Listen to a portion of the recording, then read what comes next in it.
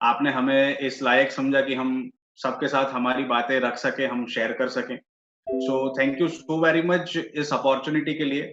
मेरा नाम है प्रियांक नायक और मेरी वाइफ हैं। त्वरा नायक।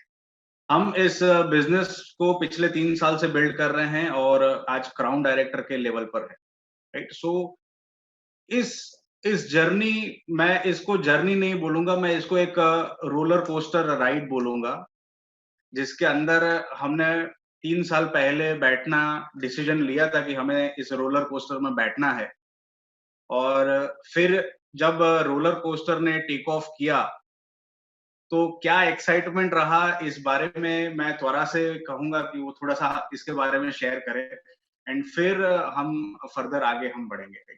Okay, so good morning everyone. मेरा नाम है त्वरा नायक। मैं और मेरे हस्बैंड प्रियांक नायक साथ में इस बिज़नेस को पिछले 3 साल से बिल्ड कर रहे हैं और एज़ अ करियर इसके अंदर काम कर रहे हैं। अभी जो हमारा लेवल है वो है क्राउन डायरेक्टर, बट ये जो जैसे प्रियांक ने बताया कि ये एक रोलर कोस्टर राइड है, तो वो किस तरीके से क्या-क्या चीज़ें हुई, तो वो थोड़ा-सा मैं आपके साथ शेयर करना चाहूँगी। तो अगर मैं मेरी बात करूँ तो मैं एक फैमिली बिज़नेस बैकग्राउंड से बिलॉन्ग मेरा जो फैमिली है वो एक बिज़नेस बैकग्राउंड है। तो कभी भी मुझे कोई भी चीज़ में कॉम्प्रोमाइज़ नहीं करना है, क्योंकि पापा बहुत बड़े बिज़नेसमैन थे। तो बचपन से ही मतलब पापा की प्रिंसेस बोल सकते हैं ना, वैसी तरीके से मेरे को बड़ा किया और साथ ही साथ अ, टाइम आया, पढ़ाई करी और फिर एक टाइम आया जब मैं कॉलेज में थी और वेस्टीज हम तक आया। मेरे मामा के थ्रू, क्योंकि मेरे पापा की हेल्थ अच्छी नहीं थी, तो सिर्फ़ सप्लीमेंट्स के दिखाने के लिए प्रतिभा मैम आए थे। बट जैसे ही सप्लीमेंट्स देखे, तो पापा को बिज़नेस प्लान भी बहुत अच्छा लग गया और फिर उन्होंने इसके अंदर काम स्टार्ट कर दिया। और जैसे-जैसे मतलब तब मेरा टाइम ग्रेजुएशन का था, तो मैं कॉलेज पढ़ रही थी और तभी पापा ने मुझे बोला कि, "तू भी इसमें काम कर सकती है, जिसमें से तेरा बहुत अच्छा ब्राइट फ्यूचर बन सकता है।" मैंने जब मेरा कॉलेज चल रहा था, साथ-साथ मैंने काम तो शुरू किया, मैं सिल्वर डायरेक्टर भी हो गई। बट उसके बाद जब मेरा ग्रेजुएशन का तीसरा साल था, मतलब लास्ट ईयर था, तब मैंने पापा को एक ही चीज़ बोली कि पापा अभी थोड़ा मुझे फ़ोकस मेरी स्टडीज़ के ऊपर करना है। फिर जैसे ही मतलब ये सारी चीज़ें खत्म होगी, मेरी पढ़ाई खत्म होगी, फिर मैं वापस वेस्टीज को जॉइन करूँगी। अब एक टाइम आया जब मेरा कॉलेज का पूरा पढ़ाई वगैरह सारा कुछ खत्म हो गया और फिर पापा ने मुझे वापस बोला कि बेटा अब तू इसमें एज़ अ करियर काम करना शुरू कर। तब मैंने एक चीज़ सोची कि मुझे पापा काम करने में कोई दिक्कत नहीं है, बट जो लोग मुझ पे भरोसा करके आ रहे हैं, मेरे लोग, राइट? अगर कल जाके मेरी शादी हुई और मेरे इन-लॉज़ ने मुझे अलाउ नहीं किया, तो मेरी टीम किसके भरोसे जाए? तो तब मैंने ये चीज़ सोची कि अब मुझे थोड़ा-सा ब्रेक लेना है और साथ ही साथ एक टाइम आया कि थोड़े ही महीने में जैसे ही कॉलेज खत्म हुआ, वैसे ही थोड़े महीने में मेरी एंगेजमेंट हो गई। बट जब ये शादी की बात चल रही थी, तो मैं आपको बता दूँ कि शादी में भी बहुत प्रॉब्लम्स आए। लव मैरिज नहीं है, अरेंज मैरिज है, बट फिर भी बहुत प्रॉब्लम आई क्योंकि फाइनेंशियल डिफरेंस बहुत था। दोनों की फैमिली में, प्रियांक की फैमिली में और मेरी फैमिली में। जैसे मैं आपको बता चुकी हूँ कि मेरा जो बैकग्राउंड था वो एक बिज़नेस क्लास वाला बैकग्राउंड था और प्रियांक की अगर मैं बात करूँ, तो उनका बैकग्राउंड मतलब फाइनेंशियल डिफरेंस बहुत ज़्यादा था। जहाँ पर अगर मुझे कहीं चौराहे पे जाना है, कोई शॉप के अंदर, तो मैं बिना गाड़ी के कभी गई नहीं हूँ और मैं एक ऐसे घर में जाना चाहती हूँ जहाँ पर कार भी नहीं, राइट? तो ये जो हमारी जर्नी थी उसमें बहुत दिक्कतें आई बट फाइनली एंगेजमेंट हुई हमारी और एंगेजमेंट के बाद उनको बिज़नेस दिखाया, मेरे इन-लॉज़ को बिज़नेस दिखाया। उनको अच्छा लगा, उन्होंने मुझे सपोर्ट किया और हमने साथ में मिलके काम करना शुरू किया। एंगेजमेंट से लेकर शादी का जो पीरियड था, हमने बहुत मेहनत की, बहुत काम किया बट एक भी जॉइनिंग नहीं। मतलब 10 महीने तक हमें एक भी इंसान ने जॉइन नहीं किया। क्यों? क्योंकि हम सिस्टम को फ़ॉलो नहीं कर रहे। जी हाँ, आप सही सुन रहे हैं, अगर आप सिस्टम को फ़ॉलो नहीं करते, तो आपको सक्सेस कभी नहीं मिलेगी। सारी चीज़ों का एक सिस्टम होता है, जिसको आपको फ़ॉलो करना होता है, तभी आप सक्सेसफुल हो सकते हो। तो जब हम अपने अपलाइन के साथ बैठे तब हमें पता चला कि हम काम तो कर रहे हैं, मेहनत भी बहुत कर रहे हैं, और आप बिलीव नहीं करोगे, हमने 200 से भी ज़्यादा प्लान दिखा दिए थे। बट फिर भी एक भी जॉइनिंग नहीं आई। उसका रीज़न यही था कि हम सिस्टम को फ़ॉलो नहीं कर रहे थे, राइट? और फिर जैसे ही शादी हुई, हमने एज़ अ करियर दोनों ने मिलके इसके अंदर काम शुरू किया, और जैसे ही हमने काम करना शुरू किया, तो अब हम सिस्टम को सीखना शुरू किया धीरे-धीरे। और फिर जो हमारा ग्रोथ होना शुरू हुआ, 6 ही महीने में मेरे हस्बैंड की जो जॉब की इनकम थी, उसको हमने क्रॉस कर दिया। मतलब उनकी जॉब की इनकम की अगर मैं बात करूँ तो 35 से 40 के बीच में आता था, बट विदिन 6 मंथ्स हमने सिल्वर डायरेक्टर पे 46,000 का पे आउट लिया। और पहले से ही हमारी सोच थी कि हमें लेवल के ऊपर काम नहीं करना है, हमें इनकम के ऊपर काम करना है। तो लेवल अगर कम होगा तो चलेगा, बट वो लेवल पे इनकम बोलने लायक होनी चाहिए। तो हम उसी के ऊपर फ़ोकस करके काम कर रहे थे, और साथ ही साथ ऐसा कहते हैं ना कि प्रॉब्लम सबके लाइफ में आती है, तो प्रॉब्लम हमारे लाइफ में भी आ रही थी, क्योंकि जैसे मैंने आपको बताया कि मुझे सबसे ज़्यादा कॉम्प्रोमाइज़ करना मेरी लाइफ में शुरू हो चुका था। कभी जो लड़की ने ट्रेन से ट्रैवल नहीं किया था, कभी जो लड़की ने विदाउट कार कहीं वो गई नहीं थी, वो आज बस में ट्रैवल कर रही है, ऑटो में ट्रैवल कर रही है। और कभी-कभी ऐसा होता था कि वो बिना उसको उसकी जो टिकट होती थी वो वेटिंग में होती थी, तो सूरत से अहमदाबाद वो खड़े-खड़े भी गई है, मतलब 5 घंटा वो खड़ा रह के गई है अपने नेटवर्क को बिल्ड करने के लिए। तो ये बहुत लगने में बहुत छोटी बात है, बट शायद जिन्होंने जिया है वो बहुत अच्छी तरीके से इसको समझ सकते हैं कि एक बड़े घर में आके एक ऐसी लाइफ में वापस कन्वर्ट होना जो कभी उसने सपने में भी नहीं सोची। तो ऐसी लाइफ में मैं धीरे-धीरे जा रही थी, और सारी मतलब छोटी-छोटी बातों में कॉम्प्रोमाइज़। मतलब जो लड़की ने कभी कॉम्प्रोमाइज़ का नाम भी नहीं सुना था, वो आज कॉम्प्रोमाइज़ करना शुरू कर दी, राइट? तो प्रॉब्लम्स हमारे साथ भी आई, बट अपलाइन ने, जो कि मेरे फादर हैं, मैं उनके लिए एक बार ज़ोरदार तालियाँ चाहूँगी और थैंक यू बोलूँगी, Hiren sir and Parul ma'am, कि जिन्होंने हमें एक चीज़ सिखाई कि फोकस ऑन सॉल्यूशन। प्रॉब्लम्स तो आएँगी, बट हमेशा हमें फ़ोकस करना है सॉल्यूशन के ऊपर। तो हमने वही चीज़ की कि प्रॉब्लम आई। अब ड्यूरिंग जब हम नेटवर्क बिल्ड कर रहे थे, तो एक टाइम ऐसा आया कि मेरे फादर इन लॉ जो है, उनकी तबीयत खराब होना शुरू हो गई, राइट? और हमें पता चला, तो हम अहमदाबाद से सीधा नवसारी शिफ्ट हो गए, क्योंकि मेरे इन लॉज़ नवसारी में रहते हैं। तो अहमदाबाद से सीधा हम नवसारी शिफ्ट हो गए, क्योंकि उनकी हेल्थ अच्छी नहीं थी। और वैसे टाइम में भी हम कांस्टेंट अप डाउन कर रहे थे, नवसारी से अहमदाबाद। यानी कि अगर मैं आपको नवसारी से अहमदाबाद की बात करूँ तो 6 आवर्स लगते हैं, वहाँ पहुँचने में। तो वैसे हम एवरी मॉर्निंग 3 की ट्रेन पकड़ते थे। मैं और प्रियांक जाते थे, पूरा दिन उधर नेटवर्किंग करते थे, ना खाते थे, ना पीते थे, सिर्फ नेटवर्किंग करते थे। और रात की शाम की 7 बजे की ट्रेन से वापस आते थे, घर पे हम साढ़े 3-4 बजे पहुँचते थे, राइट? तो मतलब ऐसे लाइफ चल रही थी, और ये हम हफ्ते में 4 दिन करते थे, राइट? मतलब वीक में 4 डेज़ हम इस तरीके से अप डाउन करते थे, क्योंकि हमारी जो पूरी टीम थी वो तो अहमदाबाद में, राइट? तो हम इस तरीके से काम करते गए, हमने हार नहीं मानी, और फिर एक टाइम आया जब मेरे फादर इन लॉ की डेथ हुई। अब आप सोच सकते हैं कि जब फादर इन लॉ की डेथ होती है, तो एक बहू के लिए कितना डिफिकल्ट होता है कि वो काम को कैसे सँभाले, राइट? बट जैसे आज आपको इस मीटिंग में पता चल रहा है कि 1+1 का पावर, तो मैं बहुत बड़ा थैंक्स करना चाहूँगी मेरी सास को, कि उन्होंने ऐसे टाइम में भी वो बहुत प्रैक्टिकली उन्होंने बात की, और उन्होंने एक ही चीज़ बोली कि बेटा, जिनको जाना था वो चले गए, अब सब बैठेंगे तो खाएँगे क्या? तो ये उनकी बात और ये जो उनका थॉट था, उसको मैं रियली बहुत ज़्यादा अप्रिशिएट करती हूँ कि उन्होंने वो चीज़ समझी। और जैसे ही सारी क्रिया वगैरह खत्म हुआ, मैं और प्रियांक हम दोनों साथ में मिलके ऑनलाइन आ गए, टीम के सपोर्ट के लिए, टीम को एक स्टैंड देने के लिए। और वही दिन जैसे ही क्रिया खत्म हुई, वही दिन शाम को हम फील्ड पे थे, राइट? Message message through. और फिर 1 वीक बाद हमने वापस फील्ड पे आना शुरू किया, ट्रैवलिंग करना शुरू किया, अप डाउन करना शुरू किया, और ऐसे करके हमने नेटवर्क बिल्ड किया, राइट? तो बहुत सारी प्रॉब्लम्स आ रही थी, बट अगेन मैं वही चीज बोलना चाहूंगी कि हमने कभी भी प्रॉब्लम के ऊपर फोकस नहीं किया, हमने हर टाइम सॉल्यूशन के ऊपर ही फोकस किया। और फिर एक टाइम आया कि जब ये सारी चीजें हमारी लाइफ में हो रही थी, तो कुछ एक मैं बोल सकती हूँ कि एक अवार्ड फंक्शन आ रहा था, जिसमें एक बात थी कि हम सिल्वर डायरेक्टर थे और हमें ट्रॉफी लेनी थी गोल्ड की। हमने बहुत मेहनत की, बट हम वो ट्रॉफी नहीं ले पाए। कुछ पीवी की वजह से हमने गोल्ड लेवल मिस कर दिया, हम नहीं कर पाए।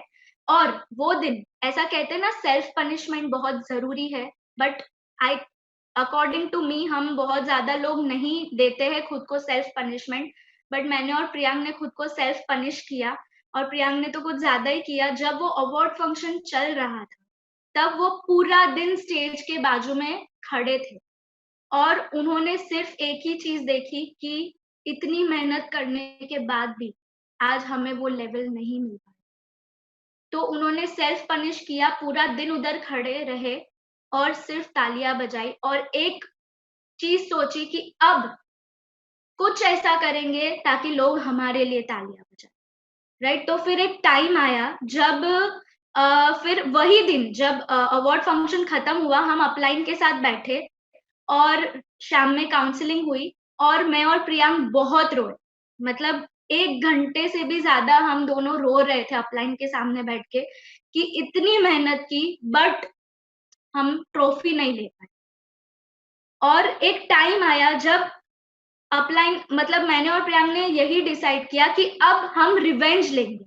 रिवेंज कैसे सेंस में, कि अब हम लेवल कांस्टेंट चेंज करेंगे हर 22 दिन के अंदर। हर 22 दिन के अंदर हम लेवल चेंज करेंगे। और मैं आपको बता दूं कि जब हमारी सिल्वर पे 46,000 की इनकम आई, तब वही महीना था जब मेरे फादर इन लॉ की डेथ हो गई। मतलब हमने गिन के 3 से 4 मीटिंग की थी, बट फिर भी 46,000 का पे आउट। मतलब वेस्टीज ही एक ऐसा प्लेटफॉर्म है कि आपने थोड़े साल दे दिए उसके अंदर, फिर आप बैठ के फल खा सकते, राइट? तो कभी भी, मतलब यही चीज हमको और ज्यादा स्ट्रांग बना रही थी। और फिर एक टाइम आया जब कहते हैं ना कि आपका सारा कुछ स्टेबली चल रहा है, तो एक टाइम आता है कि आप एक कंफर्ट जोन में आ जाते हो। तो वही चीज मेरे और प्रियांक के साथ भी हुई कि हम एक थोड़ा सा कंफर्ट जोन में आ गए, क्योंकि 85,000 की इनकम थी, तो हमें चल रहा था कि अब लाइफ अच्छे से चल रही है, कोई प्रॉब्लम नहीं है, राइट? तो एक कंफर्ट जोन में आ गए, क्योंकि बहुत सारे ऐसे लोग भी होते हैं जो जॉब करते हैं, तो पता है कि भाई इतनी सैलरी आ रही है, घर चल रहा है ना, बस बहुत है। तो एक कंफर्ट जोन आ जाता है वहां पर। तो वही कंफर्ट जोन को हमें उसको तोड़ के बाहर जाना था। तो वो जो कंफर्ट जोन था, वो हमें कहीं ना कहीं हमारी जो सक्सेस थी उसको रोक के रखा हुआ। तो हमने फिर डिसाइड किया कि अब बहुत हो गया आराम वाराम, अब वापस से काम के लिए आना है। तो जैसे मैंने आपको बताया कि 3 मतलब एवरी 22 डेज हमने लेवल चेंज किए। तो 22 अक्टूबर को हमने गोल्ड किया, 22 नवंबर को हमने स्टार किया, 22 दिसंबर को हमने डायमंड किया और 22 जनवरी को हमने कार फंड अचीव। मतलब ये एक रिवेंज था कि वो गोल्ड की ट्रॉफी नहीं ले पाए, तो अब और ज्यादा मेहनत करेंगे और हर महीने लेवल चेंज। तो यही चीज थी कि जहां पर हमने फोकस किया।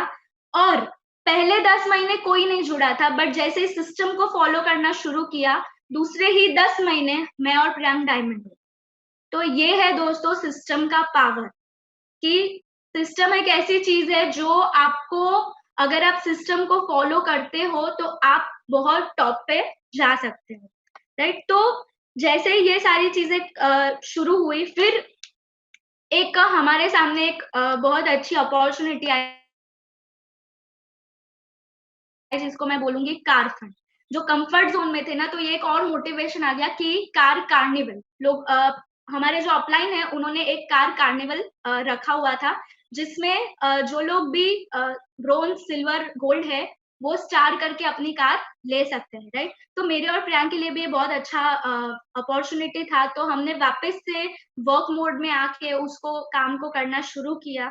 और मैं आपको बताऊं कि एक दिन था जब वो कार कार्निवल आया, सबकी कार आ गई, सबकी कार, मतलब एक दिन में 16 लोगों ने कार ली, एक दिन में 16 लोगों की कार आई, और जिसमें से एक कार मेरी और प्रियांक की भी थी। और अगर मैं प्रियांक की बात करूं तो वो उन्होंने इस बिजनेस को सिर्फ कार को देख के ज्वाइन किया। उनको सिर्फ यही समझ में आया था प्लान देख के कि इस बिजनेस से गाड़ी मिल सकती है, क्योंकि वो एक जॉब कर रहे थे और उनको एक ही चीज समझ में आ रही थी कि चाहे मैं कितने भी साल दे दूं, पर मैं छोटी कार भी जॉब से नहीं ले सकता, राइट? मुश्किल से वो एक बाइक ले सकते थे, और उन्होंने ली थी जिसकी इंस्टॉलमेंट भी उनकी सैलरी में से जाती, बट उनको यही चीज दिखी कि एक कार, यहाँ से मैं कार ले सकता हूँ खुद की। तो आज 27 इयर्स की एज में प्रियांक भी एक ऐसा लड़का है और मैं भी एक ऐसी लड़की हूँ कि जिसके घर में हम दोनों इकलौते ऐसे लोग हैं जो इतनी महंगी कार यहाँ से लेके आए, जो कार का नाम है MG हेक्टर। 20.60 लाख रुपीस का कार है।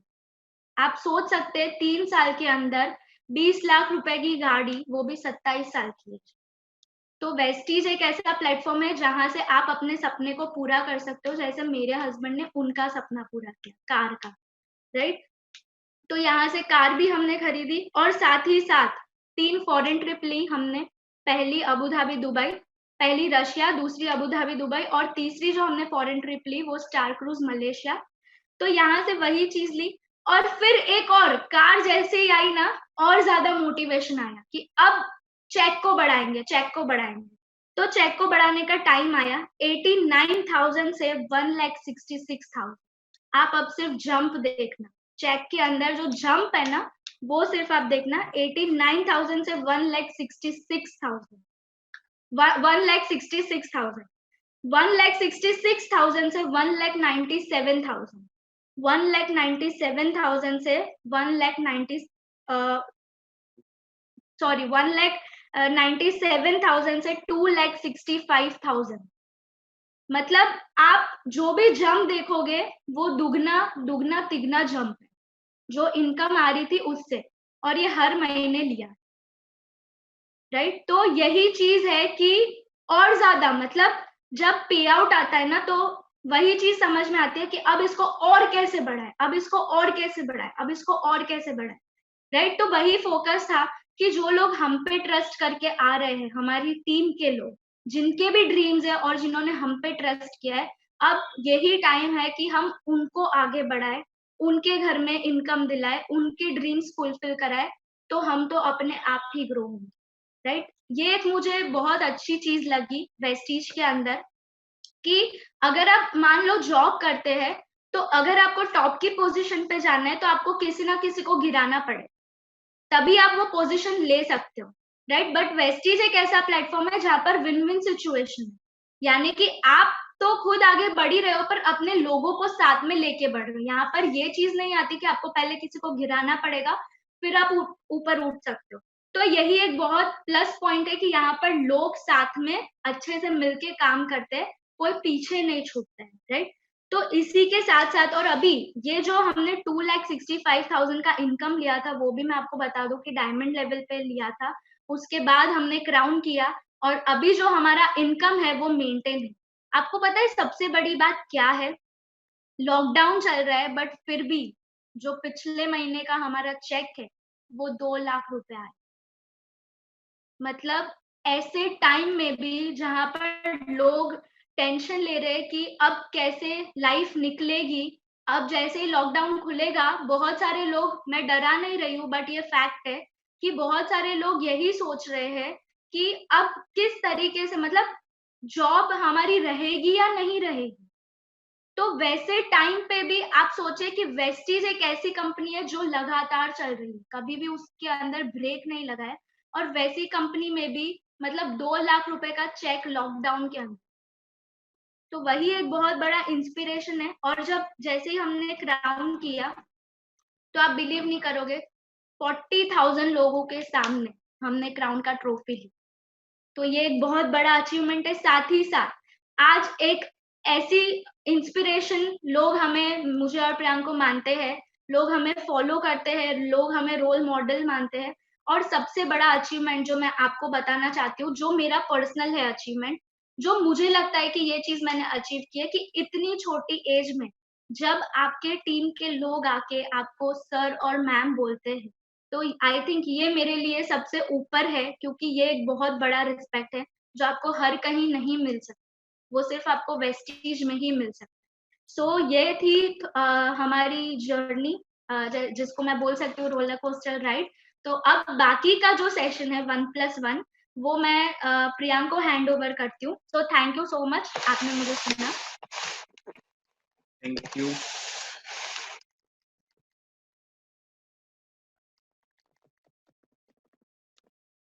अचीवमेंट्स सुनने में बहुत फैसिनेटिंग लगते हैं, बहुत अच्छे लगते हैं, बट मैं उन कुछ लोगों में से हूँ जो फेलियर का ज़्यादा फैन है। क्यों मैं ऐसा बोल रहा हूँ उसका भी मैं आपको रीज़न दूँगा, बट मैं उन कुछ लोगों में से हूँ जो फेलियर को ज़्यादा पसंद करते हैं, राइट? क्योंकि मेरा ऐसा मानना है कि इट्स क्रेज़ी, ये बिल्कुल एकदम ये पागलपन है कि कैसे लोग ये सोचते हैं कि 3 से 5 साल, अपनी ज़िंदगी के 3 से 5 साल अमीर बनने के लिए अगर देना है तो वो बहुत लंबे हैं।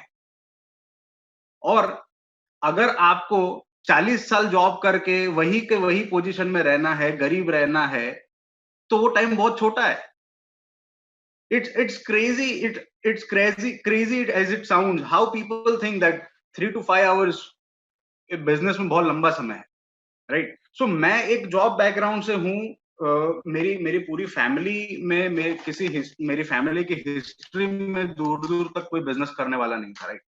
सो 40 साल मैं भी उसी सोच से बिलॉन्ग करता हूँ, जहाँ पर ये सोचा जाता है कि 40 साल अगर आप जॉब करते हैं तो वो कोई बात नहीं, एज़ इट इज़ आप छोटी-सी ज़िंदगी जी करके चले जाओ। पर उसके सामने जब मुझे वेस्टीज दिखाया गया, तो मैंने 2 चीज़ें मुझे समझ में आई। पहली बात तो प्लान तो बिल्कुल समझ नहीं आया। वेस्टीज जब मुझे दिखाया गया तो प्लान तो बिल्कुल समझ नहीं आया। मुझे 2 बातें समझ आई। पहली बात ये समझ आई कि मेरी ज़िंदगी में अगर कहीं से 4 पहिए आ सकते हैं, तो वो यहाँ से आएँगे और मेरे पास और कोई रास्ता नहीं है, वो मैं कर चुका हूँ। 9 साल तो मैं कर चुका काम। और दूसरी चीज़ ये समझ आई कि यहाँ पर आप जितनी कम शान पत्ती करोगे, उतना तेज़ी से आगे बढ़ोगे। मतलब अगर मैं कम पढ़ा लिखा हूँ और मुझे जैसा बोला जाता है वैसा मैं करता जाता हूँ, तो मैं जल्दी से सक्सेसफुल बन जाऊँगा। ये 2 बातें मैं समझा। तो मुझे क्या करना है? मुझे सिर्फ़ वही करना है जो मुझे अपलाइन बोलती है, करने को सिखाती है। मुझे एक चीज़ वो समझ आई और दूसरी बात वो समझ आई कि यहाँ से मैं अपनी ज़िंदगी के लिए गाड़ी ले सकता हूँ, राइट? मैं आपको मैं बताऊँ मैं डेस्परेट था। जब जब आप किसी सर्विस क्लास इंसान को ये बताते हैं कि उसका 40,000 का सैलरी है, आप सामने भी कोई जॉब कर रहा है और उसको अगर आप ये बताते हैं कि उसका 40,000 का सैलरी है, बहुत सैटिस्फाइंग ज़रूर लगता है। ऐसा लगता है वॉव! 40,000 का सैलरी है। पर जिसकी असल में 40,000 की सैलरी है, उसी को मालूम रहता है कि 2 सिरे जोड़ पाना भी मुश्किल हो जाता है। 30 दिन की ज़िंदगी मैं जीता था, सैलरी टू सैलरी, जिसमें बचत नाम की कोई चीज़ नहीं होती थी। राइट? सिर्फ कुल मिला करके मेरे घर का खर्चा चलता था। मैं हमेशा से मैं जब भी मैंने जब भी अपनी लाइफ जर्नी किसी के साथ शेयर की है, तो मैंने हमेशा ये स्टोरी मैंने सबको बताई है। अ बहुत दिलचस्प है, मैं आपको बताता हूँ। मेरा मेरा जो घर है, मेरा होम टाउन है नवसारी। तो जब हम सूरत से नवसारी जाते हैं, it is approximately 40 kilometres, 40 kilometres जैसा है। तो बीच में एक जगह पड़ती है जहाँ पर शुगर फैक्ट्री है। उस शुगर फैक्ट्री के बाहर, उस शुगर फैक्ट्री के बिल्कुल गेट पर एक बहुत बड़ा और बहुत फेमस है, गन्ने के रस बेचने वाला वहाँ पर मतलब बैठता है। मतलब उसने बड़ी-सी हट जैसा बना रखा है और वहाँ पर वो गन्ने का रस निकाल कर के बेचते हैं और ख़ास करके अभी जो टाइम है गर्मी का, समर समर टाइम, तो जितने भी लोग उस रास्ते से कम्यूट करते हैं, आते जाते हैं, वो लोग वहां पर जरूर वो लोग रुकते हैं, गन्ने का रस पीते हैं, राइट? बहुत फेमस है। मैंने 9 साल जॉब की, मैं जितने साल उस जॉब में था, मैं वहां से गुजरता था, तो मैं हमेशा देखता था एक चीज। अब उनका जो गन्ने का रस निकालने का मशीन है, वो जमीन में लगा हुआ है। जमीन में लगा हुआ, पूरा लकड़े का बना हुआ। उसमें से एक लंबा सा डंडा निकलता है, जिसे जोड़ा गया है बैल के साथ। अब क्या होता है कि बैल गोल गोल घूमता है वहां पर, बैल गोल गोल गोल गोल घूमता है, गन्ना उस मशीन में जाता है और रस बाहर निकलता है। सुबह 9 बजे जब से वो खुलता है, तब से वो बैल गोल घूमना शुरू करता है, और रात के 9 बजे जब तक वो बंद करता है, तब तक वो बैल चलता ही रहता है, चलता है, चक्कर काटता रहता है। मैं हमेशा ये सोचता था कि इस बैल के दिमाग में क्या चल रहा होगा। मैं सुबह से चल रहा हूं, मैं तो कहां का कहां निकल लिया होऊंगा, मैं तो कहां पहुंच गया होऊंगा, पर वो होता कहां है? वो बैल होता कहां है? वहीं का वहीं, वहीं चक्कर काट रहा है। इन 9 सालों में हर दिन उस बैल की जगह पे मैं खुद को देखता था। हर दिन मैंने अपने आप को देखा है उस बैल की जगह पे, जब मैं किसी और के लिए काम करता था। इसीलिए मैंने आपको पहली लाइन वही बोली कि कैसे लोग ये सोचते हैं कि अमीर बनने के लिए 3 से 5 साल बहुत है, जबकि उनको 40 साल जॉब करने में कोई प्रॉब्लम नहीं है, राइट? जब इस बिज़नेस की शुरुआत हुई, पहले 10 महीने बहुत मुश्किल थे। पहले 10 महीने बहुत मुश्किल थे, जैसा त्वरा ने शेयर किया कि इस बिज़नेस में कोई हमारे साथ जुड़ता नहीं था। एक भी जॉइनिंग नहीं था, 0 था जॉइनिंग, राइट? उसकी वजह आपको त्वरा ने बताई कि हमने सिस्टम को फॉलो नहीं किया, राइट डुप्लीकेशन हमने नहीं किया। अपने आप पर जो हमें इन्वेस्ट करना था समय, नॉलेज लेने के लिए, कहीं न कहीं उसके अंदर हमारी कमी थी। मैं ये कतई नहीं कह रहा हूँ कि मेहनत में कमी थी। 200 से ज़्यादा प्लान दिखाए हमने 10 महीनों में। दो मोर देन 200 लोगों को हम लोग मिले, 200-250 लोगों को हम मिले। पूरी लिस्ट खाली कर दी, राइट? मेहनत में कमी नहीं थी। कमी थी उस चीज़ में जिसे कहा जाता है अपने ऊपर इन्वेस्टमेंट, नॉलेज लेने के लिए, राइट? सिस्टम को सही से फॉलो और डुप्लीकेट करने के लिए। आप में से कितने लोग उसेन बोल्ट को जानते हैं? आपने सुना है उसेन बोल्ट का नाम? ओके, नहीं सुना है तो मैं आपको बता दूं, उसेन बोल्ट 3 बार, अब तक 3 बार वो 100 मीटर डैश, मतलब 100 मीटर की जो रेस रहती है दौड़ने वाली, ओलंपिक चैंपियन है, वर्ल्ड चैंपियन है उसेन बोल्ट। उन्होंने अपना रिकॉर्ड बनाया है, उनके जैसा तेज कोई नहीं दौड़ सकता। उसेन बोल्ट ने पिछले 3 ओलंपिक्स के अंदर तकरीबन 9 से ज्यादा गोल्ड पदक जीते। उसेन बोल्ट ने पिछले 3 ओलंपिक में तकरीबन 9 से ज्यादा गोल्ड मेडल जीते। इस दुनिया में उसने वर्ल्ड रिकॉर्ड कायम किया।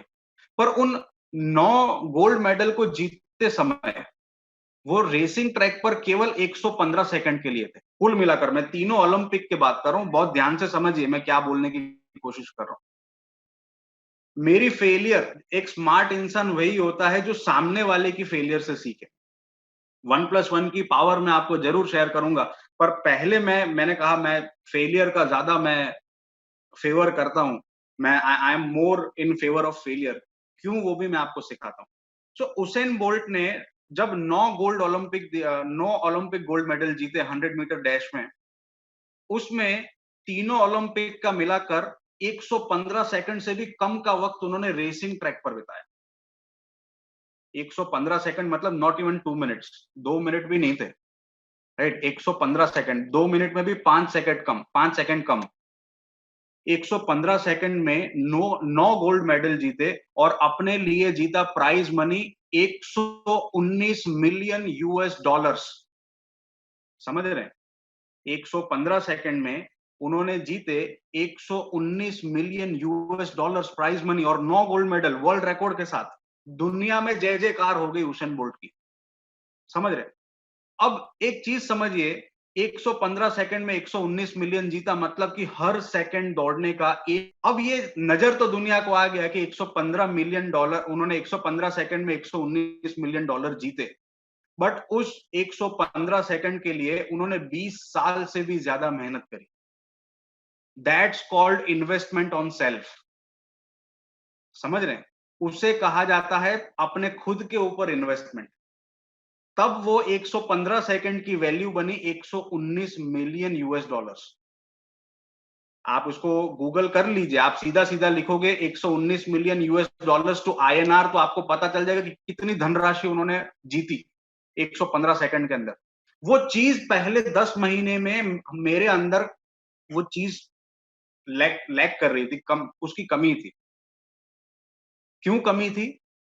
ओवर कॉन्फिडेंस पहली वजह, कि मैं तो 9 साल से कॉर्पोरेट जॉब कर रहा हूं, एमएनसी के साथ काम कर रहा हूं, एक और प्रेजेंटेशन करना है वो तो मैं कर दूंगा। मैंने डे वन से, मैंने आज प्लान देखा और कल से मैंने प्लान देना शुरू कर दिया, क्योंकि मेरे अपलाइन हमसे 300 किलोमीटर दूर रहते थे।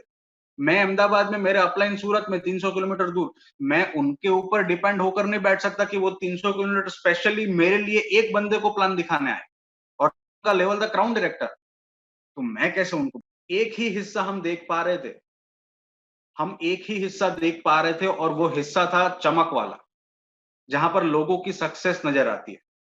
उसका जो पीछे वाला हिस्सा है, ये चमक वाला हिस्सा है और ये पीछे वाला हिस्सा है, ये हमें नजर नहीं आता था।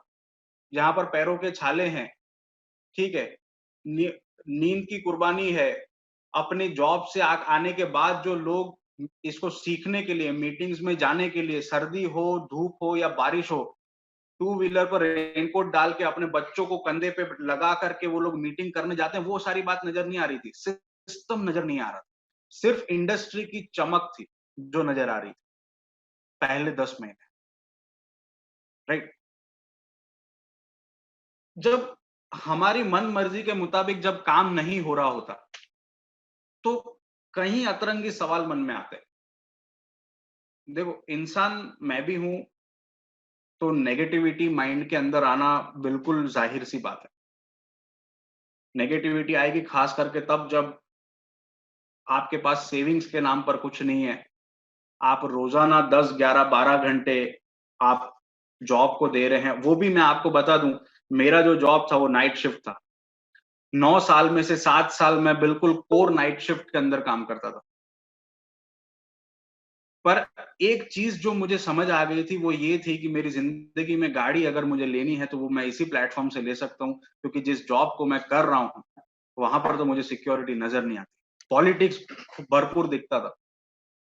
सो हमने डिसाइड किया कि हम इस प्लेटफॉर्म को तब तक नहीं छोड़ेंगे जब तक कि ड्रीम पूरा नहीं हो जाता। नेगेटिविटी आती थी और उस समय पे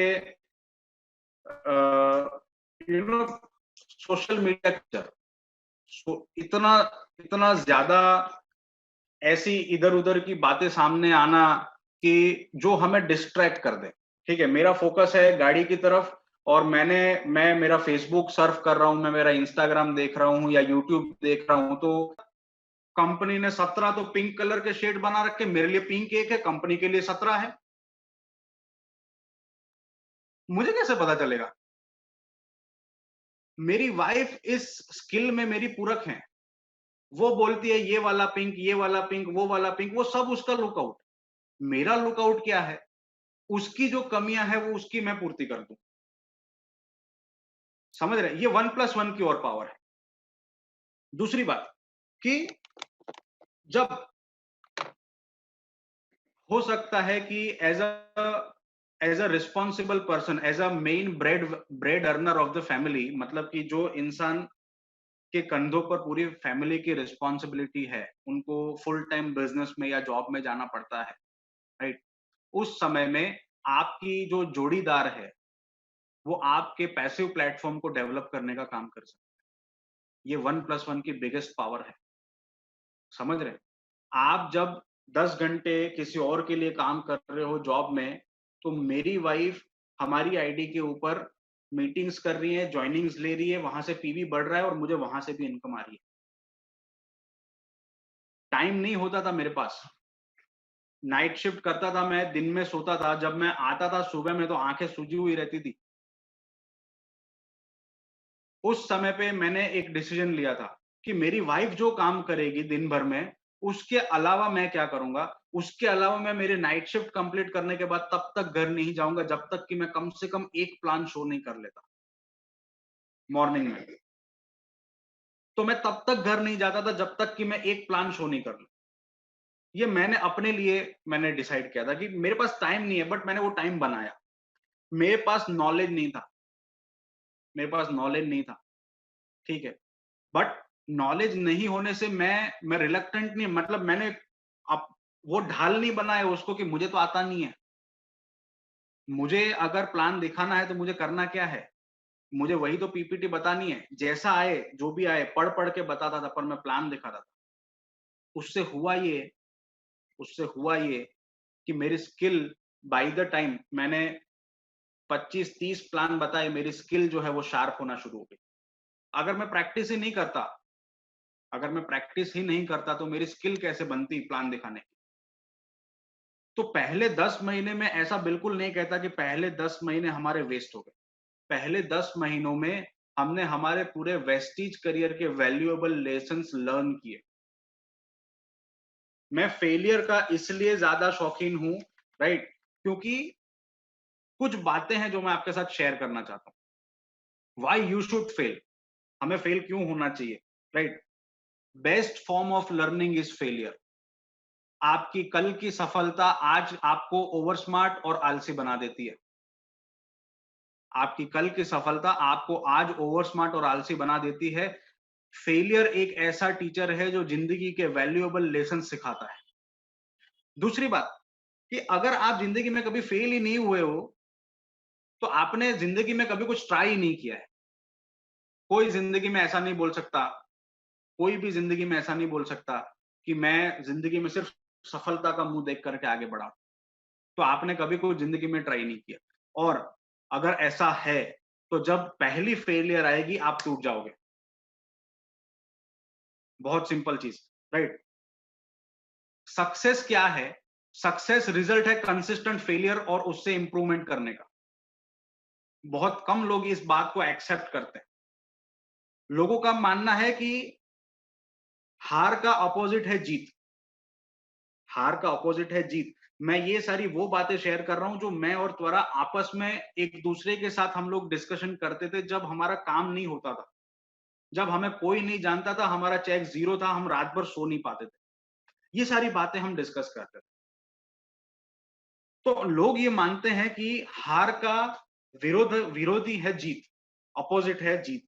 जबकि सक्सेस क्या है? सक्सेस है फेलियर और उनसे कंसिस्टेंट फेलियर, लगातार फेल होकर उससे मिली इंप्रूवमेंट का नतीजा सक्सेस है। तो जो फेलियर है, वो दरअसल में सक्सेस का हिस्सा है, उसका उसका अपोजिट नहीं है। ये बिना एक के दूसरा मुमकिन ही नहीं है। बिना एक के दूसरा मुमकिन नहीं है। क्योंकि अगर आप जिंदगी भर हमेशा जीतते ही जीतते रहोगे तो आपको जीत का वैल्यू समझ ही नहीं आएगा। बट फेल होने के बाद जब आप जीतोगे तो आपके लिए वो जीत और बड़ी हो जाएगी, राइट? और सबसे इंपॉर्टेंट चीज, जिस चीज को हम अपनी जिंदगी में एक्नॉलेज नहीं करते, उसे एक्सेप्ट नहीं कर पाते, कि हमें जो इंसान इस बिजनेस में लेकर आया है, हमने जितनी दफे ट्राई भी नहीं किया ना, उतनी बार वो फेल हो चुके हैं अपनी लाइफ में। तब जा करके आज वो उस लेवल पर है जहां पर आज वो है। तो सबसे इंपॉर्टेंट चीज जो फेलियर हमें सिखाती है इस बिजनेस में वो ये है कि अपनी जिंदगी में, अपने वेस्टीज करियर के अंदर कभी भी अपने अपलाइन के ऊपर कोई डाउट मत रखो। क्योंकि माँ बाप के बाद इस बिजनेस में वही इंसान है जो आपका सबसे अधिक भला चाहता है। समझ रहे हैं? सो कुछ चीजें ऐसी होती है जो मैं आपके साथ मेरे शुरू के हमारा जो करियर था उसमें मैं शेयर करना चाहता था। अब मैं कुछ बातें आपको मैं वो डिस्कस करना चाहता हूं कि अगर आपके पास 1+1 की पावर नहीं है, तो आप कैसे उसे डेवलप कर सकते हैं, राइट? हो सकता है कि आपके फैमिली मेंबर इन्वॉल्व नहीं है, उन्हें इंटरेस्ट नहीं है इस चीज के अंदर, ठीक है? कोई सोशल बैरियर भी हो सकता है कि जैसे अगर आप कुछ ऐसे बैकग्राउंड से है जहां पर लेडीज का काम करना अलाउड नहीं है, ऐसा कुछ है। सोशल बैकग्राउंड के बारे में एक ऐसा बैरियर है जिसमें आपको खुद को हिम्मत करनी पड़ेगी। ठीक है, आप जब तक डिसीजन नहीं लेते कि आपको उस सोशल बैरियर में बंधे रहना है या फिर आपको एक सुपीरियर लाइफस्टाइल चाहिए, तब तक वो एज इट इज रहेगा। बट अगर आपके फैमिली मेंबर को इंटरेस्ट नहीं है, तो आप क्या कर सकते हैं? आप धीरे धीरे उन्हें इन्वॉल्व कर सकते हैं। सबसे बेस्ट ऑप्शन है किसी की सक्सेस जर्नी में ले आओ जूम पर। किसी की, अगर आपकी वाइफ जो है उन्हें चूल्हा चौके करने में ज्यादा इंटरेस्ट है, परिवार संभालने में ज्यादा इंटरेस्ट है, उनको एंटरप्रेन्योर नहीं बनना है, तो ऐसे कितने सारे वुमेन अचीवर्स हैं जिनकी आज सक्सेस स्टोरी जूम के माध्यम से आप वो कर सकते हैं। उन्हें उन्हें बैठाओ उसमें, उनसे कमिटमेंट लो कि इनको आपको पूरा सुनना है, और उसके बाद हम क्या करेंगे, डिस्कस करेंगे कि आप मुझे बताएंगे कि आपको क्या अच्छा लगा। अगर मेल मेंबर है जिसका कोई लीडर जिसकी सक्सेस स्टोरी आ रही है और आपके आपके हस्बैंड या आपके ब्रदर से उस मेल मेंबर की स्टोरी मिलती जुलती है, उसमें उन्हें अटेंड कराओ। इंसान हमेशा कंपैरिजन करने में एक्सपर्ट है बचपन से। जब वो कंपेयर करेंगे, जब वो जानेंगे कि कल्चर क्या है, तो आपकी 1+1 की पावर रातों रात डेवलप नहीं होगी, पर उन्हें थोड़ा बहुत इंटरेस्ट आएगा। पहले वो हमेशा आपको बैक सपोर्ट करना शुरू करेंगे। ठीक है? फिर अगर आप हाउसवाइफ हैं, आपको कैलकुलेशन बहुत ज्यादा पता नहीं चलता, डायरेक्टर बोनस एलओबी बहुत ज्यादा नहीं आता, उन्हें सक्सेस प्लान पकड़ा दो ना। सक्सेस प्लान उन्हें myvesty.com से डाउनलोड कर लो। सक्सेस प्लान उन्हें उनके हाथ में दे दो, उनको बोलो कि मैं आपको व्हाट्सएप कर रही हूँ, आप थोड़ा सा इसे पढ़िए और मुझे सिखाइए कि ये क्या कहना चाहते हैं। जब वो सक्सेस प्लान थोड़ा बहुत पढ़ेंगे तो उन्हें पता चलेगा कि इसमें सचमुच कितना पैसा है, ये कंपनी का विजन और मिशन क्या है। जब वो पढ़ेंगे, राइट, तो उन्हें पता चलेगा। वॉइस मैगजीन है, वो उनके सामने रख दीजिए। ऐसे ही टाइम पास करने के लिए भी अगर उसके वो पन्ने पलटाएंगे ना, चाहे वो आपकी वाइफ है, आपका हस्बैंड है, बहन है, भाई है, वो लोग टाइम पास करने के लिए भी वॉइस मैगजीन के पन्ने पलटाएंगे, वो देखेंगे उसमें कितने लोग सफल हैं, किसी ना किसी की टेस्टिमोनी पढ़ेंगे। Over the period of time उनका बिजनेस के प्रति झुकाव बढ़ने लगेगा।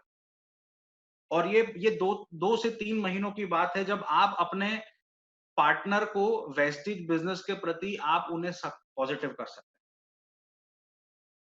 समझ रहे हैं? एक चीज मैं हमेशा मानता हूं कि अगर आप अपनी खुद की कहानी लिखना नहीं चाहते हो, तो फिर आपको कंप्लेंट करने का भी कोई हक नहीं है कि जिंदगी अनफेयर है। क्योंकि हम सबके पास पावर है कि हम हमारी लाइफ जर्नी खुद लिख सकें।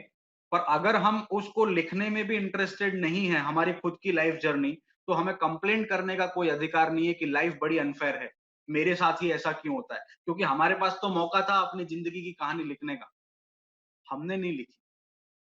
राइट?